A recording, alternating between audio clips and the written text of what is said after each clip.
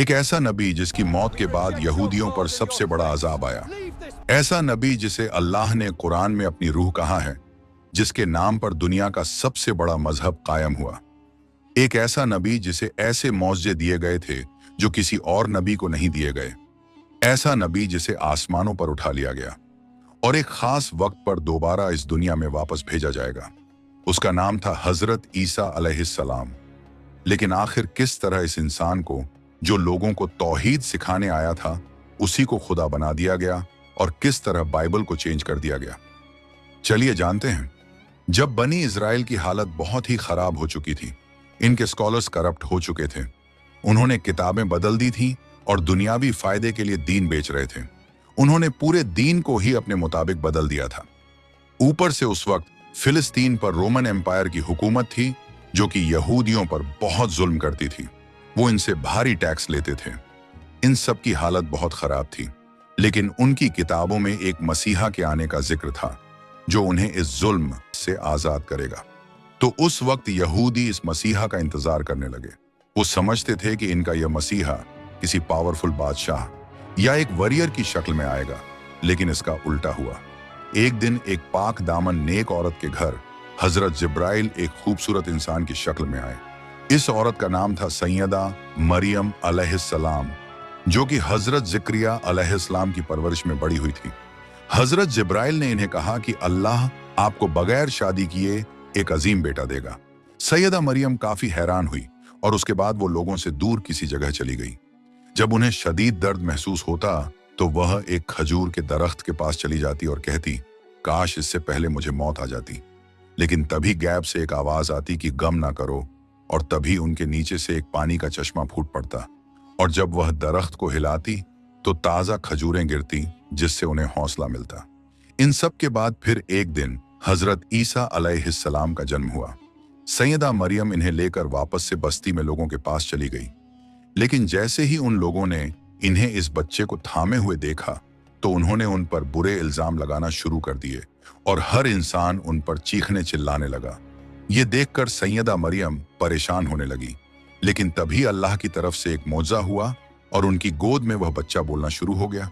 यह सुनकर वहां सभी लोग खामोश हो गए। उनके चेहरे हैरान और परेशान थे, और इससे सैयदा मरियम की पाक दामिनी साबित हो गई। इसके बाद सैयदा मरियम ने हजरत ईसा अलैहिस्सलाम की परवरिश की।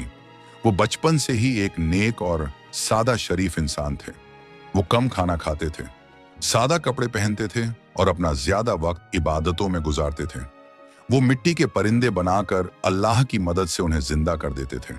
इनके पास इतना इल्म था कि सिर्फ 12 साल की उम्र में ही वो उस वक्त के बड़े टीचर्स के साथ ऐसी डिबेट्स करते थे कि इनकी अक्ल दंग रह जाती थी। अल्लाह ने इन्हें कई मौजे दिए थे। जब हजरत ईसा अलैहिस्सलाम थोड़े बड़े हुए तो उन्होंने अल्लाह का पैगाम लोगों तक पहुंचाना शुरू किया। वो लोगों को तौहीद सिखाने लगे और हजरत मूसा अलैहिस्सलाम के बताए लॉ सिखाने लगे, जिन्हें इन प्रीस्ट ने बदल दिया था और लोगों को एक दूसरे के साथ अच्छाई करने की तालीम देने लगे। जब लोग इनकी नबूवत पर शक करते तो वह इन्हें मौजा दिखाते। वो अंधों और बहरों को अल्लाह की मदद से बिल्कुल ठीक कर देते थे और मुर्दों को अल्लाह की मदद से जिंदा कर देते थे। वो मिट्टी के परिंदे बनाते और उनमें फूंक मारते तो वह उड़ने लगते। यहाँ तक कि वह लोगों को यह तक बता देते थे कि उन्होंने क्या खाया है और अपने घरों में क्या क्या जमा कर रखा है। एक बार तो उनसे कुछ लोगों ने कहा कि अगर आप सच्चे हैं तो आसमान से हमारे लिए खाना मंगवा दें। तभी अल्लाह ने उनके लिए आसमान से एक शानदार दावत उतारी और कहा कि अगर अब भी तुम लोग हक से मुंह मोड़ोगे तो तुम्हें दर्दनाक अजाब दिया जाएगा। लेकिन जब उस वक्त के प्रीस्ट ने यह सब देखा तो वह जान गए कि इन सब से उनकी असलियत लोगों के सामने आ जाएगी। उन्होंने लोगों को बेवकूफ बनाकर जो दौलत जमा कर रखी थी, अब वह सब खतरे में थी। हजरत ईसा अलैहिस्सलाम ने इनकी करप्शन और मुनाफिकत लोगों के सामने लाना शुरू कर दी। इन सब के अलावा उस वक्त के लोग गुनाहों और दुनिया की लज्जतों में पड़ चुके थे, और हजरत ईसा अलैहिस्सलाम इन्हें यह सब छोड़ने का कहते थे। लेकिन उन्होंने हक को छोड़कर दुनिया को चुना और हजरत ईसा अलैहिस्सलाम की बात नहीं मानी। लोगों ने भी हजरत ईसा अलैहिस्सलाम के यह सब मौजे देखने के बाद भी उनसे और मौजों की डिमांड की। हजरत ईसा अलैहिस्सलाम इनकी बातों से बहुत गुस्सा हुए कि इन सब मौजों के बाद भी तुम्हारे दिल हक को तस्लीम नहीं कर रहे, क्योंकि यहूदियों को यह लगता था कि उनका यह मसीहा एक पावरफुल बादशाह की सूरत में बड़ी फौज लेकर उन्हें बचाने आएगा, जबकि हजरत ईसा अलैहिस्सलाम उनकी तरह ही एक आम इंसान थे, बल्कि वो तो और भी ज्यादा सादा जिंदगी गुजारते थे। उस वक्त फिलिस्तीन भी रोमन एम्पायर के अंडर था। जब रोमन एम्पायर के बादशाह ने यह देखा कि एक इंसान लोगों को इन्फ्लुएंस कर रहा है और लोग इसे फॉलो कर रहे हैं, तो यह उनकी हुकूमत के लिए भी एक बड़ा खतरा था। इसी का फायदा उठाकर कई यहूदी प्रीस्ट रोमन एम्पायर के पास गए और उन्हें हजरत ईसा अलैहिस्सलाम के खिलाफ उकसाया और कहा, यह इंसान बादशाह बनना चाहता है और इसीलिए यह सब कर रहा है। इसके बाद उन प्रीस्ट ने रोमन बादशाह के साथ मिलकर हजरत ईसा अलैहिस्सलाम को कत्ल करने का प्लान बनाया। इसी दौरान हजरत ईसा अलैहिस्सलाम अपने सहाबा के साथ खाना खा रहे थे। तभी उन्होंने उनसे कहा कि तुम में से कोई एक इंसान मुझे धोखा देगा, और फिर ऐसा ही हुआ। इन्हीं में से एक इंसान कुछ पैसों के बदले फौजियों को उनके बाग ले आया, और इसी पॉइंट पर अल्लाह ने हजरत ईसा अलैहिस्सलाम को आसमानों पर उठा लिया और एक सेम उन जैसा इंसान उनके सामने कर दिया, जिसके बारे में बहुत से स्कॉलर्स का कहना है कि यह वही इंसान था जिसने हजरत ईसा अलैहिस्सलाम को धोखा दिया था, जबकि कुछ का कहना है कि यह हजरत ईसा अलैहिस्सलाम के सहाबियों में से था और अल्लाह ने इसे सब्र के बदले जन्नत का वादा किया था।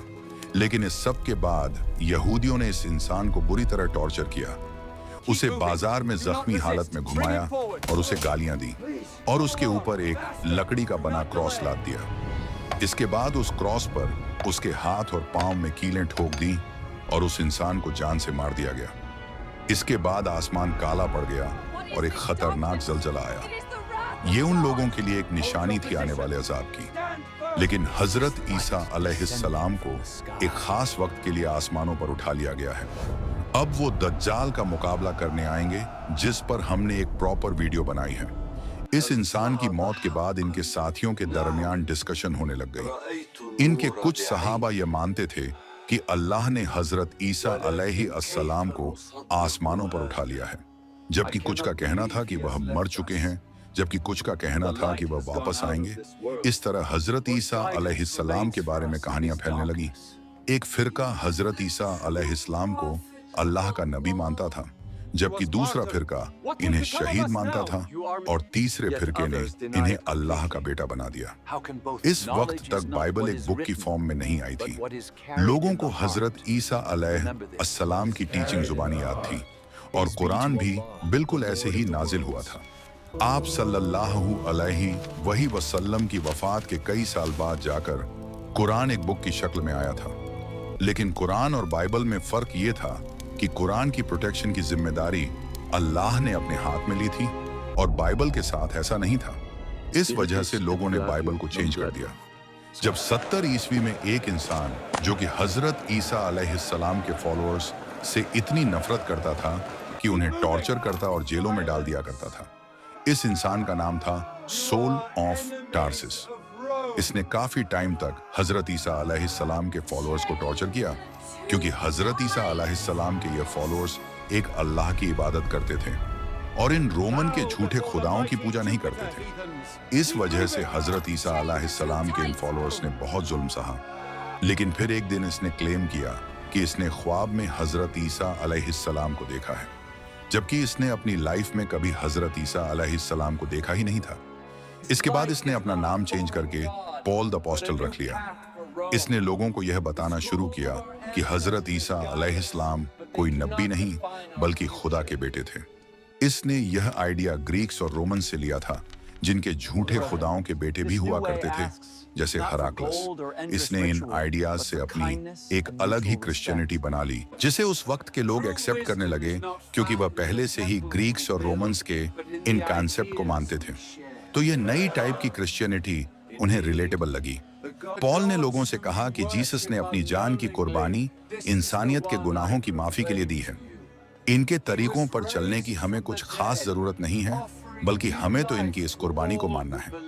यानी कि इस इंसान ने क्रिश्चियनिटी को ही बदल दिया था। इसने डिफरेंट चर्चेस को लेटर भेजे और बाइबल में अपने इन कॉन्सेप्ट्स को ऐड करवाया जो कि बाद में जाकर न्यू टेस्टमेंट का हिस्सा बने।